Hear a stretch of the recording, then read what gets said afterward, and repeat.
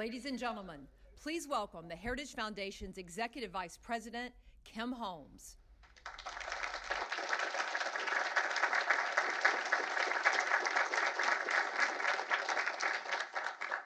Good morning, everybody. Welcome to the Heritage Foundation and to all you brave souls who are willing to come to a public event like this. We greatly appreciate all of you coming out today. It's really an honor to have all of you here. My name is Kim Holmes. I'm the Executive Vice President of the Heritage Foundation. It's my privilege to introduce our program and our special guest this morning. As a courtesy to the speakers, I'd like to remind everyone to do a final check to make sure that your mobile device is either silenced or turned off. So I'd like to welcome all of you officially on behalf of Mrs. James, the President of the Heritage Foundation, and my colleagues at the Heritage Foundation to our annual James D. McGinley Lecture, featuring our special guest, Robert O'Brien, Assistant to the President for National Security Affairs. I'd like to thank all of you for joining us today. And once again, on behalf of my colleagues at Heritage, I'd like to extend a warm welcome and a warm greeting to our distinguished guests in the media, the policy community, and a diplomatic corps. Ambassador O'Brien has been National Security Advisor for just under 6 months. In that short time, Britain left the European Union.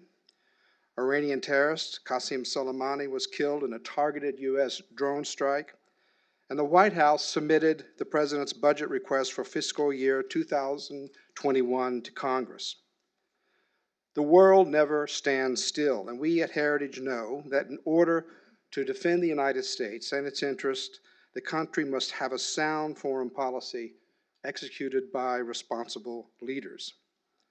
We consider Ambassador O'Brien to be one of those responsible leaders, and we are grateful for his leadership.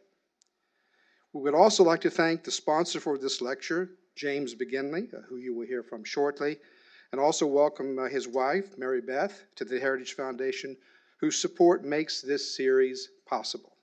Thank you for joining us. The annual Colonel James D. McGinley Lecture always features a distinguished speaker from the national security affairs arena. In the past, we have welcomed General David Berger, Senator John Kyle, and General James Mattis. And now let me introduce the man for whom this lecture series is named, Colonel James McGinley. Colonel McGinley has lived a life of service to his country. He's a veteran of 3 combat tours. He served for 30 years as a naval aviator in the United States Marine Corps. In his military career, Colonel McGinley held many roles of critical responsibility, including the Deputy Commander of the Iraq Assistance Group and Deputy Commander of the Expeditionary Strike Group 5.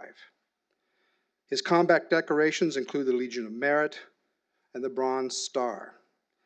Beyond his military achievements, he has accomplished much as a successful lawyer and a legal career as a civil litigator. He is published legal author, and he was a peer reviewer of the Journal of National Security Law and Policy. So please join me in welcoming Colonel James McGinley.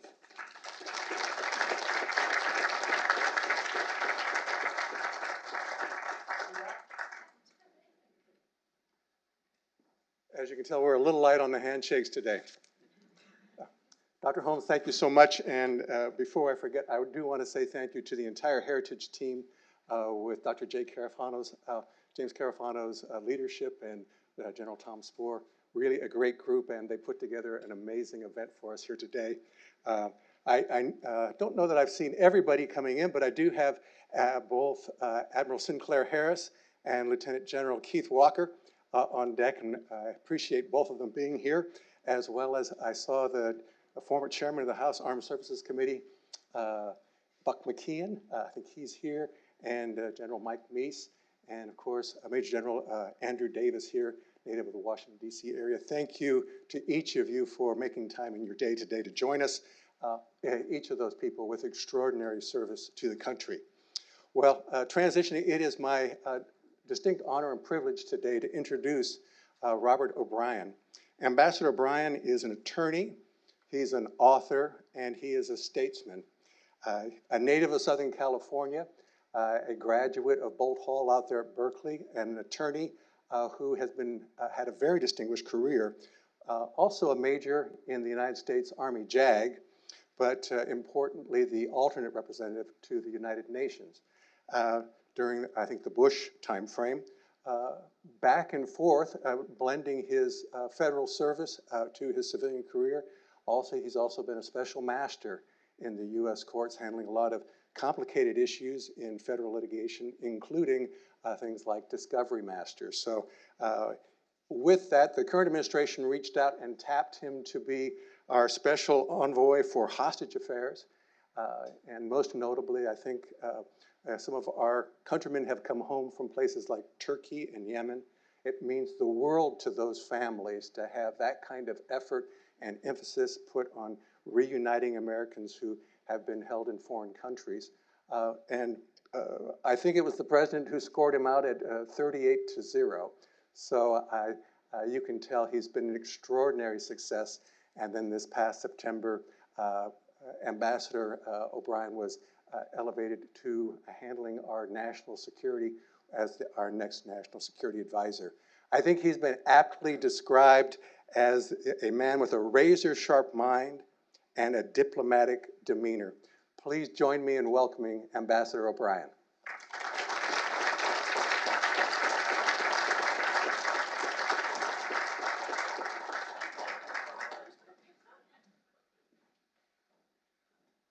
Well, thank you. After hearing Kim introduce the Colonel, I think we'd rather hear from him than me with his distinguished background. So thank you for that kind introduction. It's always great to be introduced by a Marine. I grew up in a household. My dad had been a Marine Corps officer. He was extraordinarily disappointed when I commissioned into the Army. Thought it was some sort of failure on his part. But Beth and Colonel McGinley, thank you for sponsoring this lecture. We have a few things in common. He's a graduate of Pepperdine Law School, which does not have a very nice campus out in Malibu. And it's an inexpensive school to attend. I say that my daughter, having graduated from Pepperdine Law School last year, that was a nice day to sign the last check. She said, "Dad, it's really nice out here." I said, "No, it's Malibu is great. I'm glad you've enjoyed it." So thank you, Colonel. Thank you, Kim. Kim and I worked together in the past. As I like to tell the president, we worked together for the 2012 Republican nominee, who the president endorsed, and so it's great to be back. I grew up in the Reagan years, and the Heritage Foundation just wasn't a think tank. It was the think tank, and I think it still remains the think tank. And so for me, it's a huge honor to be here. I've got friends here and a lot of great scholars, and to talk to you briefly about the President's national security agenda. As I always do in these settings, I'm pleased to bring you the greetings of the 45th President of the United States, Donald J. Trump. He's a friend of the Heritage Foundation, and I know the Heritage Foundation has huge influence, not just in the city, but it's the thoughts and ideas that and policy options that come from the Heritage Foundation are make a big impact on Capitol Hill, and they do in the White House as well. So President Trump has done more for the security of our nation in the last 3 years than any president in my lifetime in a 3-year period.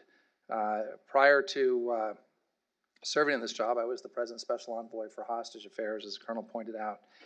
And in March of last year, I was privileged to be in the Oval Office when we brought back an American hostage who'd been held by a terrorist group in Yemen, Danny Birch. And the President welcomed Danny back, and he said, "We have a very big moment because we have Danny Birch back home where he should be. Danny, welcome home." And Danny responded. He's kind of a laconic Texan oil guy, and he said, "Gosh, it's great to be an American." And when he said that, even the jaded White House press corps all applauded him, and it was wonderful. It was a great day, and I was privileged to be there on several other days like that when we welcomed home Americans who'd either been held by rogue regimes unjustly or had been held by hostage takers. And I think the President's commitment to our fellow Americans who are wrongly held overseas is emblematic of his determination to put America first when it comes to our foreign policy and our national security.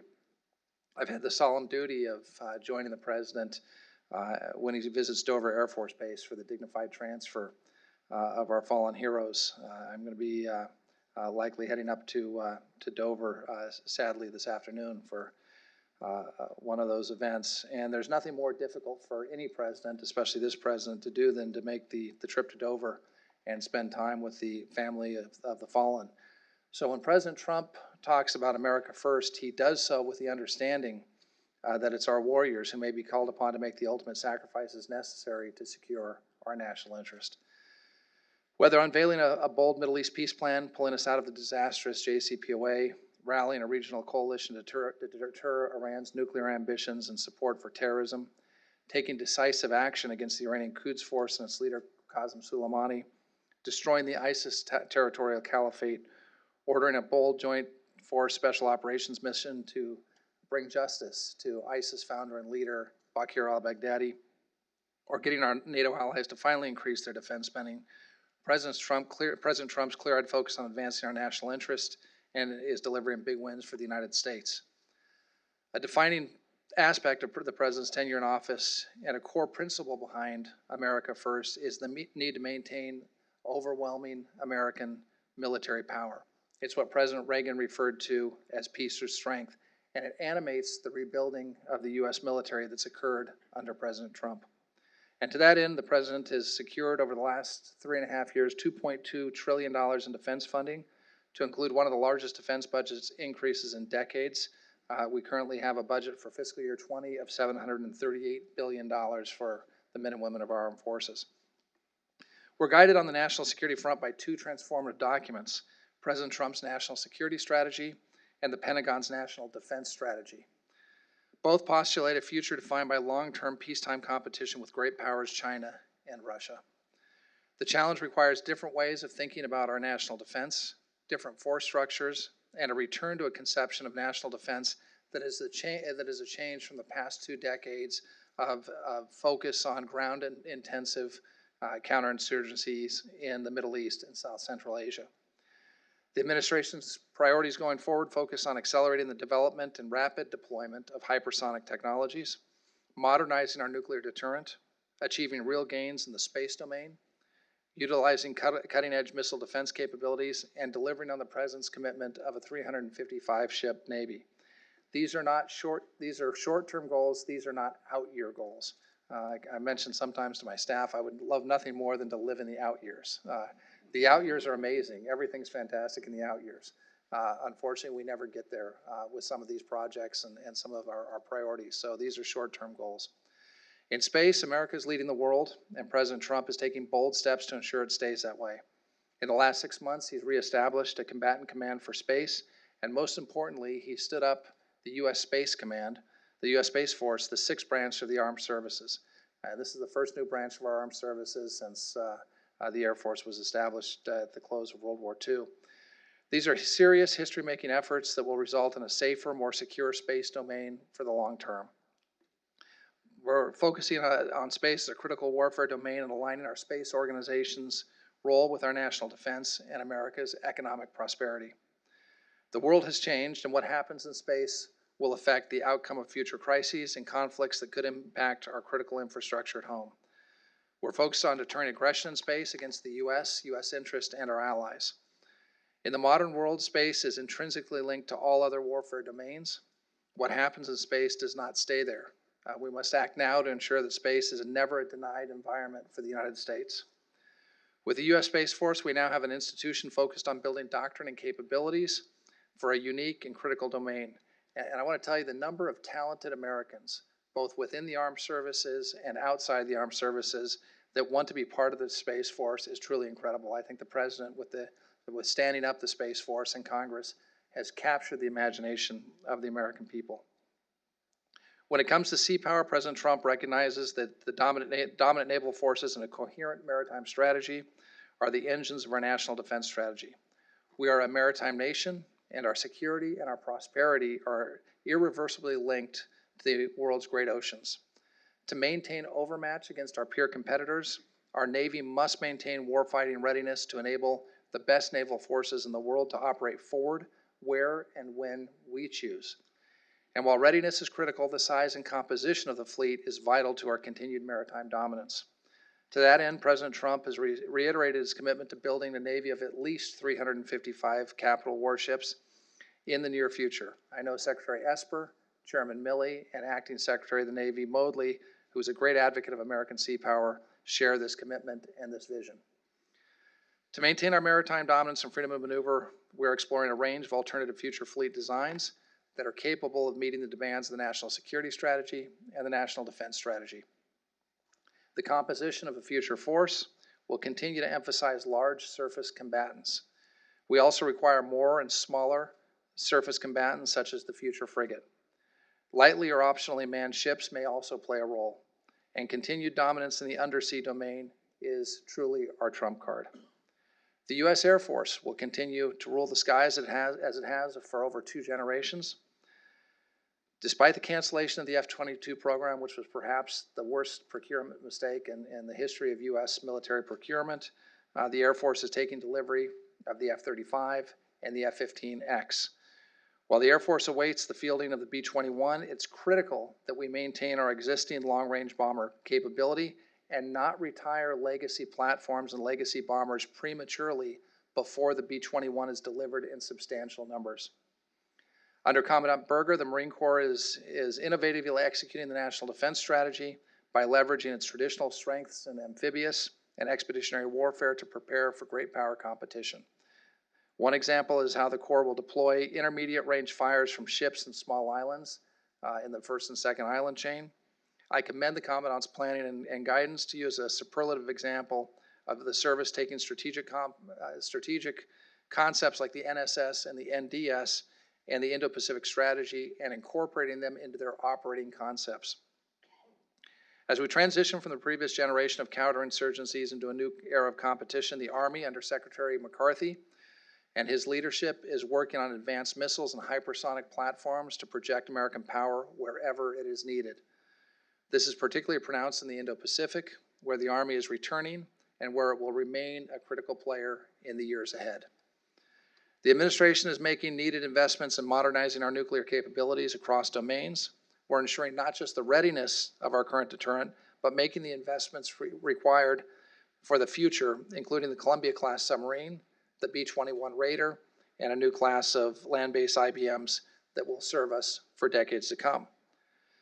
Since becoming President Trump's National Security Advisor in September, we've undertaken historic reforms of the National Security Council to effectively support the President's national security agenda. Under President Obama, the NSC staff had ballooned to almost 250 policy professionals. When I assumed office, that number was still over 175 policy professionals. 6 months into my tenure at the NSC, we've streamlined the staff to between 110 and 115 professionals, in line with where the NSC was when Condoleezza Rice held this post in the first term of the Bush administration. At the same time, we're running more principal and deputy committee meetings than have happened in any time in recent memory. I think we have had over 80 principal and deputies committee meetings over the last 6 months, and that's the lifeblood of the interagency and the policy process. And those, by running that process, excuse me, we ensure that the President receives the best advice and the best options and the best policy counsel as he makes critical decisions that affect America's national security. Like Ronald Reagan, President Trump's belief in peace through strength and putting America first has successfully guided us through difficult years in a dangerous and complicated world. Thank you once again for the opportunity to share the President's vision for his national security priorities and policies with you here today. I look forward to taking your questions. God bless you all, and stay safe and use lots of hand sanitizer and wash your hands as we confront Corona. But thank you again very much for coming out and spending the morning with me. Take care.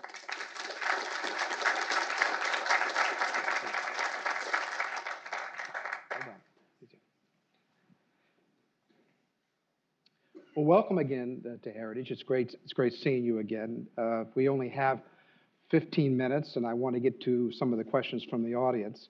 But I wanted to get started off by asking you about the topic that's on everyone's mind, which is the coronavirus. And people are very much interested in how it's developing around the world. But what I want to ask you about specifically is, how do you think China has handled this issue? They seem to have started out early on with some rather confusing statements about where it was starting, and now in recent weeks they've even denied that it started in China. What's your thinking and the president's thinking about how China has handled this issue? Well, the first thing I want to point out is that this virus did not originate in the United States. It originated in Wuhan in Hubei province in China. It originated some time ago. Unfortunately, rather than using best practices, this outbreak in Wuhan was covered up. There's lots of open source reporting from China, from Chinese nationals, that the doctors involved were either silenced or or put in isolation or that sort of thing, so that the word of this virus could not get out. It probably cost the world community 2 months to respond, and those 2 months, if we'd had those and been able to sequence the virus and had the cooperation necessary from the Chinese, had a WHO team been on the ground, had a CDC team, which we'd offered, been on the ground, I think we could have dramatically curtailed what happened both in China and what's now happening across the world. So, that's how it started. The president took very bold action when we realized the extent of what was happening, and we stopped air travel coming in from China. There were 20,000 people a day coming from China into the U.S. The president made a very courageous decision and was one of the first leaders of a major country to make that decision. I think he was the first leader of a major economic power to make the decision to stop the incoming travel of folks who'd been in China or who were originating in China. That bought the United States 6 to 8 weeks to prepare for the virus. He's done a number of other things. We brought into the White House Debbie Birx, a fantastic physician and ambassador from the State Department. And we appreciate Secretary Pompeo immediately moving her over to the White House at the president's request. He put Vice President Pence in charge of the task force, which has been meeting sometimes twice a day over the last almost 2 months to get our arms around Corona. So, look, this is a complicated issue. Pandemics and epidemics are some of the greatest challenges we face as a country. I think we've done a good job responding to it, but it is, look, it's the way that this started out in China, and the way it was handled from the outset was not right. It should have been handled differently. But we are where we are right now. We're doing our best to work with the Chinese.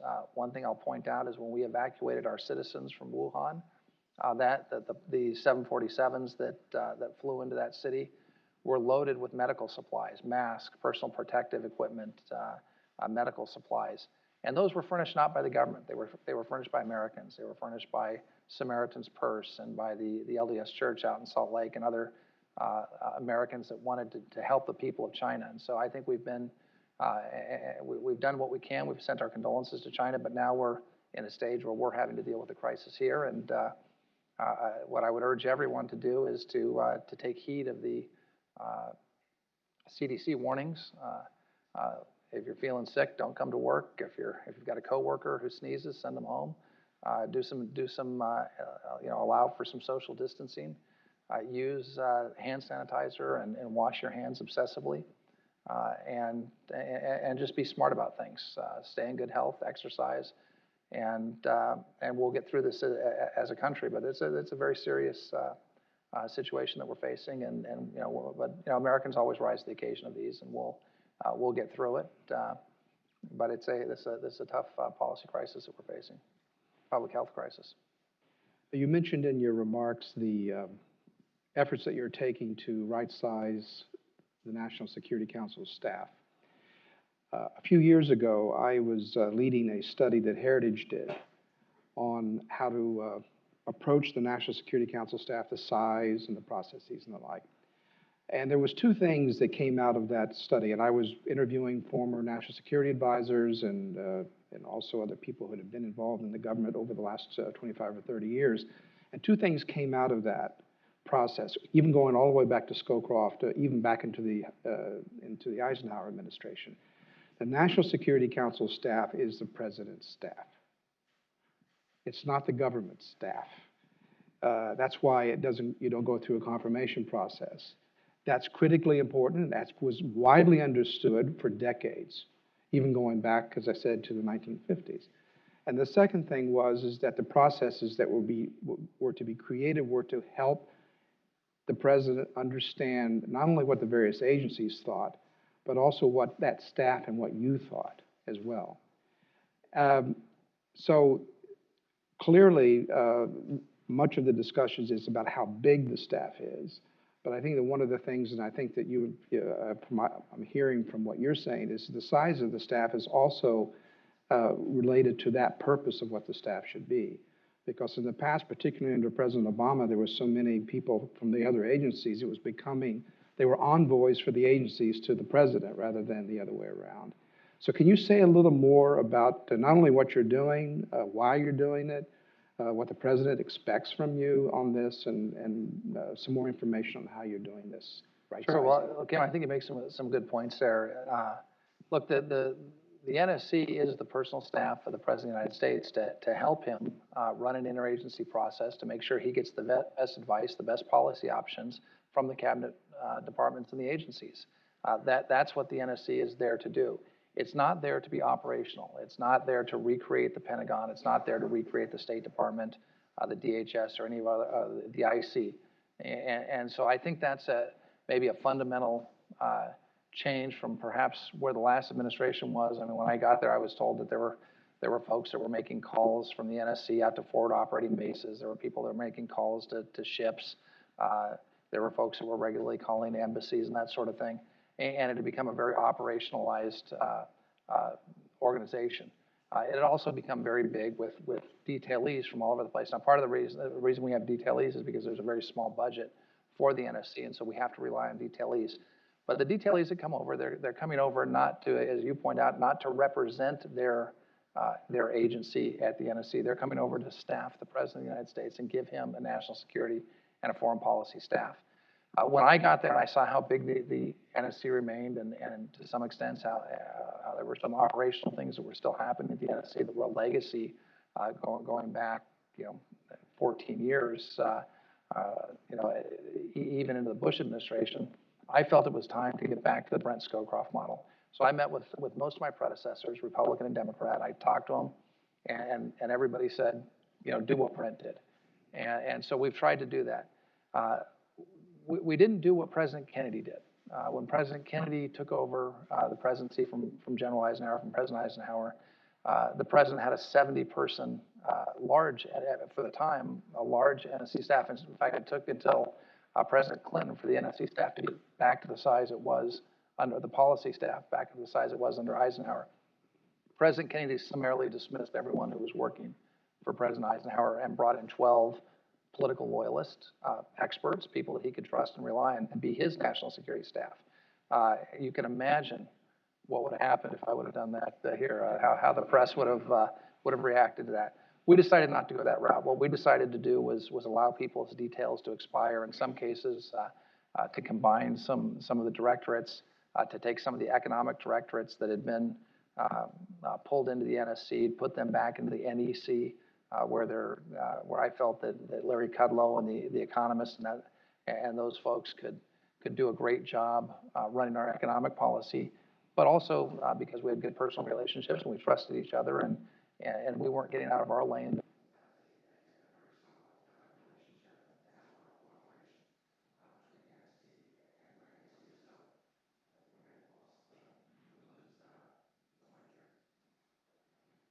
Is the mic? I'll try and project a little bit more if that'll bring the mic up then.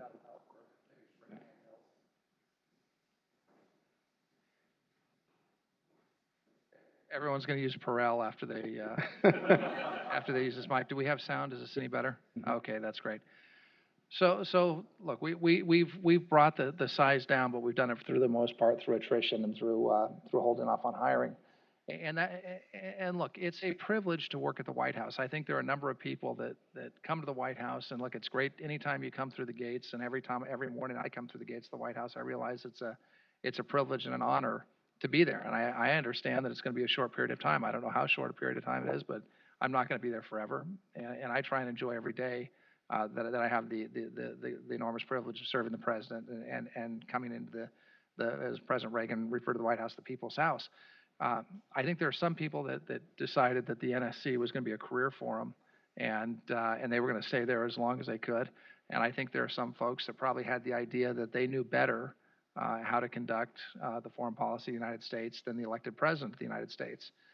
So I think if you're on the president's staff and you don't agree with the president and you can't put your disagreements aside and you can't get on board with the president's policy, you're probably better served, and the country's probably better served if you're back at an agency doing something where you're not trying to make policy or create policy or thwart policy or resist policy, or you're better off going to run for Congress or state senate or Senate or whatever you're going to do, where you can be a policymaker. But I think that the job of folks at the NSC, and that includes me, I tell my staff quite often, I'm a staffer. I staff the most important person in the world when it comes to national security. I have a Secret Service detail, so it's a great staff job. But at the end of the day, I'm staff. And everybody who works in the NSC for me is staff, and we're there to staff the president and make sure that he gets the best advice policy possible and make sure that his policies are implemented. And if you've got a different view of what you should be doing, the NSC is probably not the best place for you to be serving, be doing your public service. You'd probably find somewhere else to do your public service, outside of the White House. All right, let's go to the audience and get some questions here. We've lost the microphone on this side, but we have one over here. So let's go. Let's see. My goodness, there's so many people. Sir, you back there. And please identify yourself and, if possible, limit yourself to one question.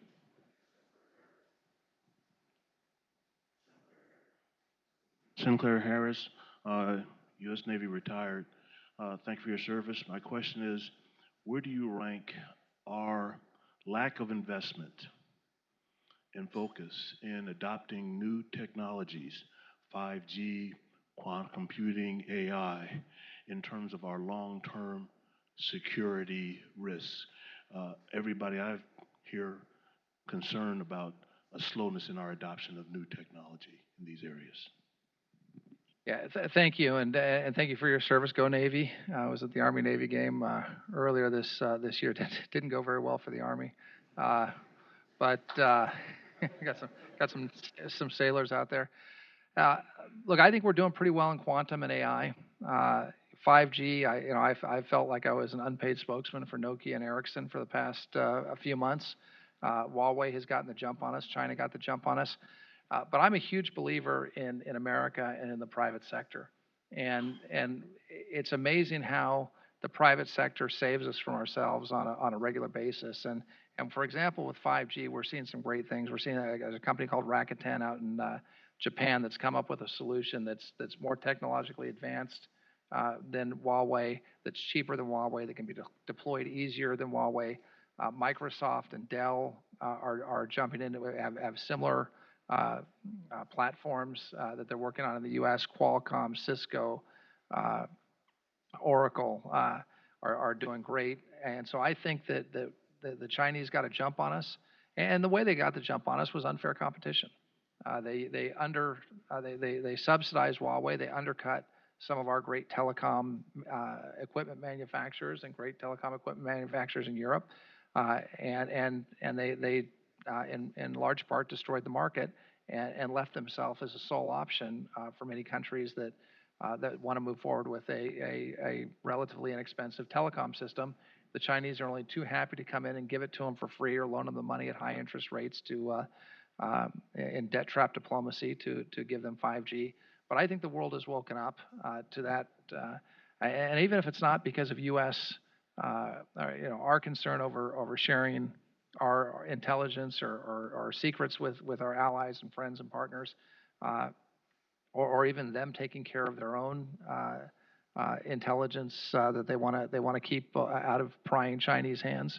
I think what they're realizing is that their citizens don't want every single thing that they do on their 5G platform, whether it's their tablet or their computer or their handheld device, their phone, going to massive cloud farms run by Beijing and with artificial intelligence and quantum computing being mined. So, it's funny. I was up in Canada no one really cared if the Chinese, I should be a flip there.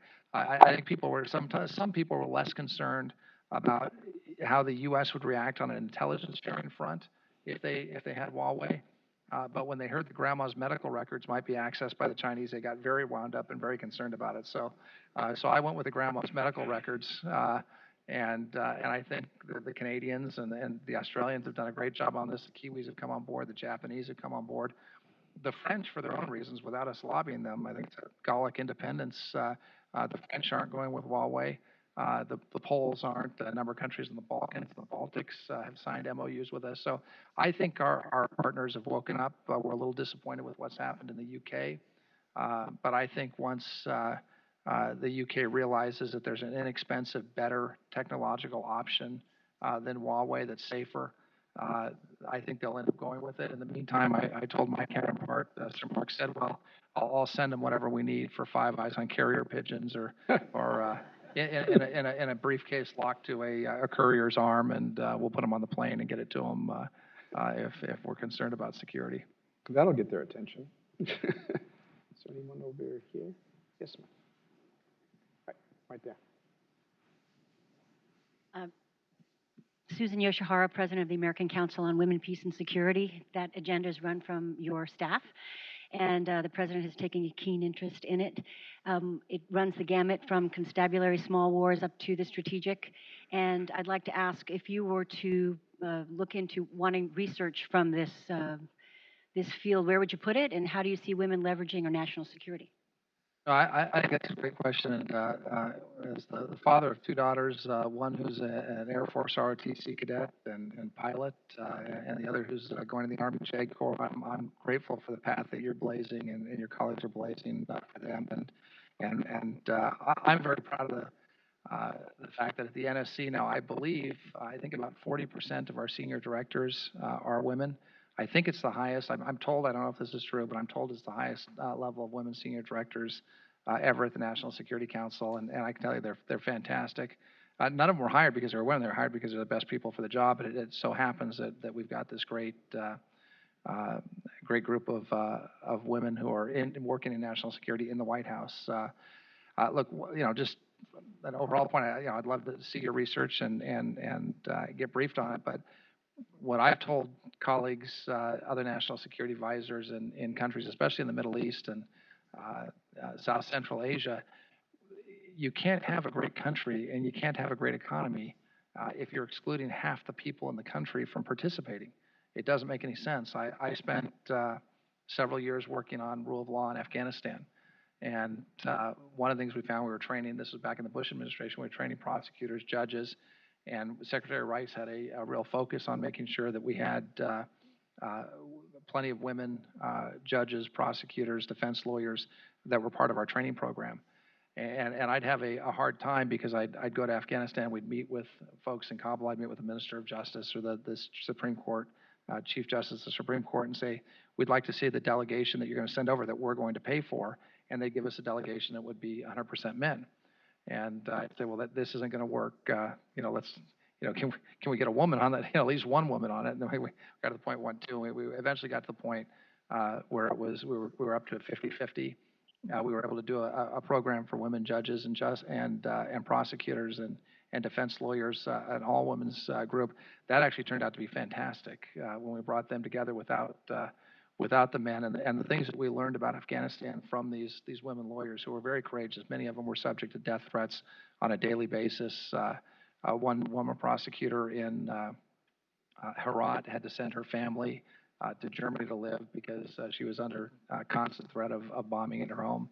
But we found out they were the least corrupt folks in Africa. So just from a national interest point of view, putting aside gender equality and that sort of thing, just from an American point of view, policy point of view, they were the least corrupt folks. They were the most effective, and they were incredibly courageous. And so the message that I've gotten, I think it's probably, I'm sure some of your research bears this out, is that countries that allow full participation in the legal process, that allow women to have title to property, which shouldn't be a novel concept, but unfortunately is in large parts of the world.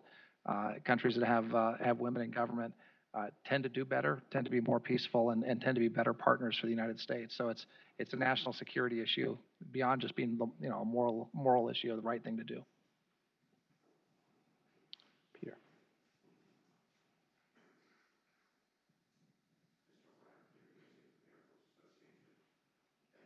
It's not on. Thank you, Bob, for your service, and Peter Usey from the Air Force Association. As part of our group called the Committee on the Present Danger China, we have found that there's a lot of thrift groups, including the U.S. government, plus the CalPERS in California, is investing in Chinese military companies with American money.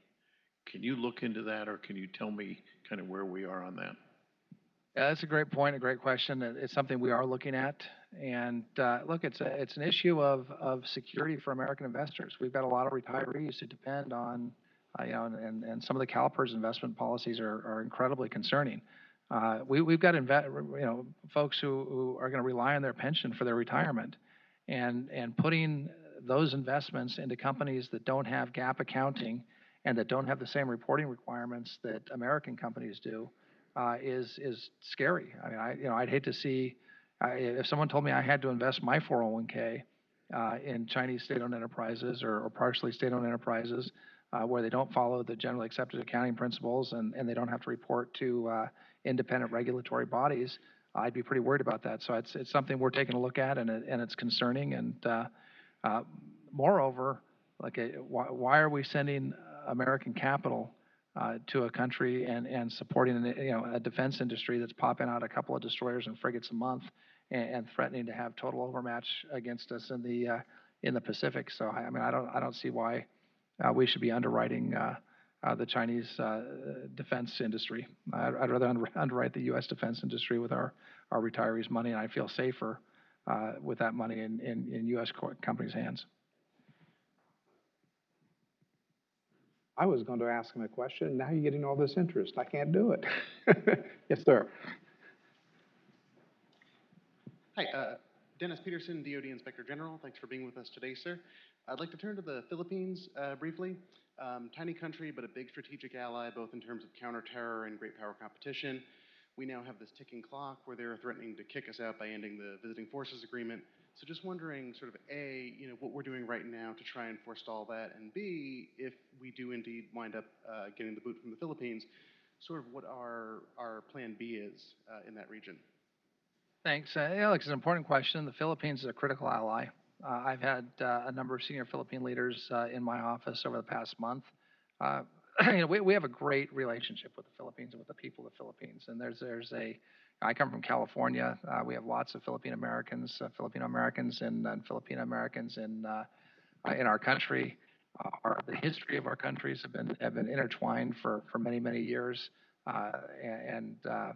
Filipinos and Filipinos have served bravely in the U.S. Armed Forces. We've been a stalwart ally to the Philippines in their fight against terrorism, and especially post 9/11. So it's a strong relationship. It's an important relationship. The Philippines is in the first island chain. The Philippines has been terribly abused by the People's Republic of China, which has literally taken over Philippines territory, taken over islands that are there's a very strong argument that the number of these reefs and atolls and islands belong to the Philippines that have been swarmed by this cabbage strategy, swarmed by the blue militia, and then by gray holes and Chinese Coast Guard vessels. So the Philippines ought to be most concerned about the encroachment on their EEZ and on their actual sovereign territory. We're there to help the Philippines. We have treaty relationships with the Philippines, and I think we're going to work things out with the Philippines. There's I don't want to talk about Plan Bs because our plan is to remain great friends with the Philippines. And obviously, the archipelago occupies a very strategic place in the first island chain, and it's important to us. And we're not going to give up on the Philippines. I don't think the Philippines is going to give up on us. And I think it would be very hard for that to happen because of the strong relations and cultural affinity between the Philippines and the United States. So we'll keep working the issue, and I think we're going to continue to be there to be there with our friends in the Philippines for many years to come. Let's go over here. Yes. Thank you. Diane Zeleny with the International Republican Institute. Quick question. When are we going to free the people of Venezuela? Yeah, hopefully sooner rather than later. I mean, I think at the end of the day, like a lot of these places, we offer support and help. We had President Juan Guaido at the State of the Union. That was one of the great moments of the State of the Union when President Guaido was introduced. We're in a somewhat polarized town, if folks haven't noticed, and the State of the Union was a little polarized. But one of the moments where everybody came together on both sides of the aisle was when President Guaido was introduced and stood up. Both Republicans and Democrats were unanimous in applauding him and his courage. He's a very brave man to walk the streets of Venezuela under the circumstances that exist there, and we're going to continue to support the Venezuelan people. We've put in recently additional sanctions on Rosneft and the Rosneft trading, and we're looking at some of its subsidiaries now. To ensure that the wealth, the petrol wealth of the people of Venezuela stays with the people and doesn't go, as it has been, to the regime, which is entirely corrupt, 100% corrupt, and to the Russians and the Chinese. We'd like to see those petrodollars stay with the people of Venezuela. This was one of the richest countries in the world, and certainly the richest country in Latin America. And if anyone ever asks, if you've got young kids who say, hey, socialism sounds great, isn't it just like Uber, where we share a car? And I kind of have to explain to them that Lyft and Uber are a result of a great capitalist free market system, and it's not socialism is not Airbnb or crashing on your friend's couch. Socialism is what happens in Venezuela, where you take one of the richest countries in the world, and you've got middle class people that used to have good jobs now going to garbage dumps and picking through garbage to find food for their family. That's socialism. So we're going to do everything we can to continue to support and help the people of Venezuela, and I'm looking forward to a time that they're free. We just had a dinner in Mar-a-Lago with the president and President Bolsonaro of Brazil. The Brazilians are 100% with us on this, as are many of our other allies in Latin America.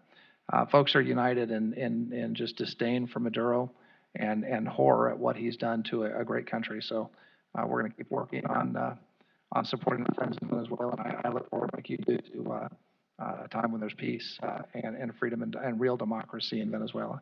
And keep doing the great work at IRI. It's you guys and our Democrat friends at NDA. They do a great job monitoring elections, and I've been privileged to go out on a few of those trips in the past as well. So keep up the great work. Thank you.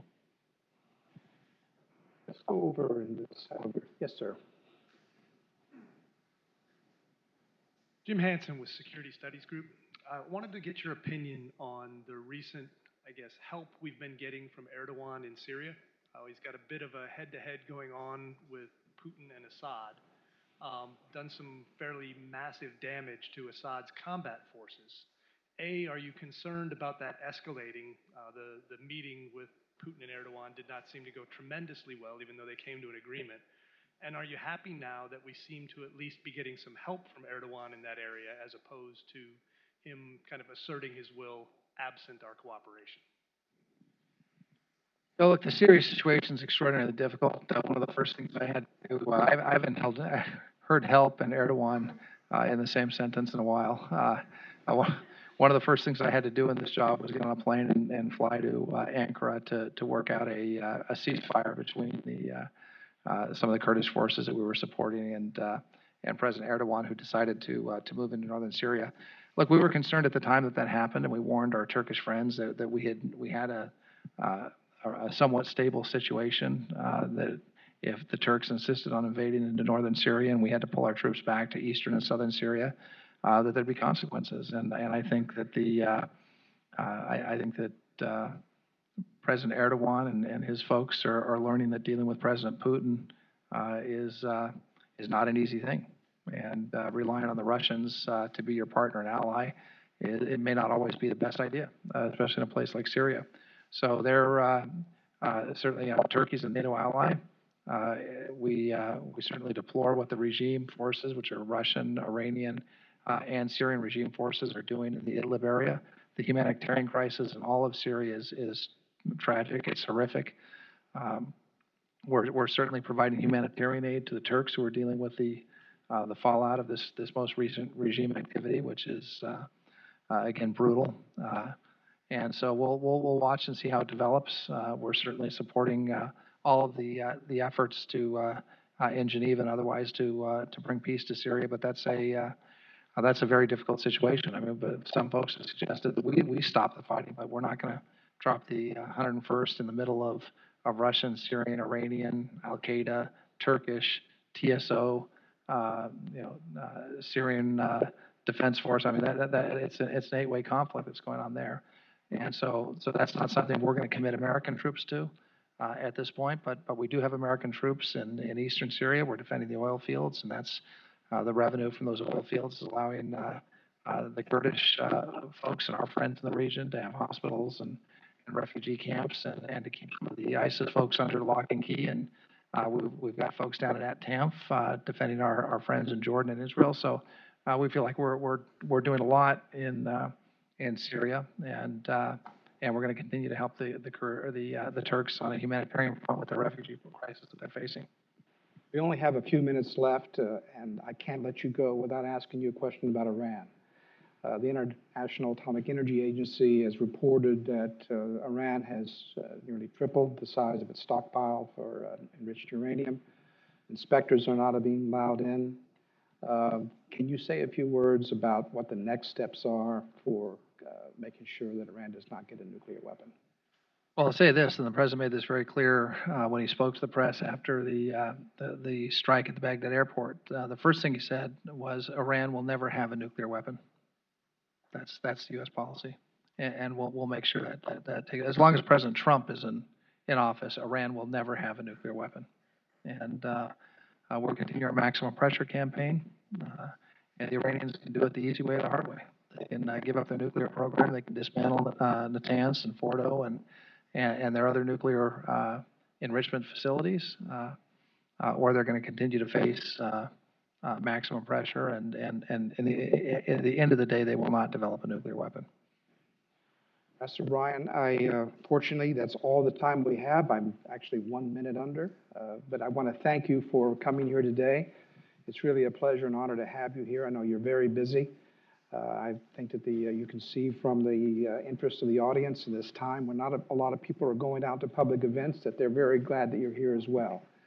So we thank you for coming, and I'd like to ask all of you now to give a round of applause to Ambassador. Thank you very much, Ken.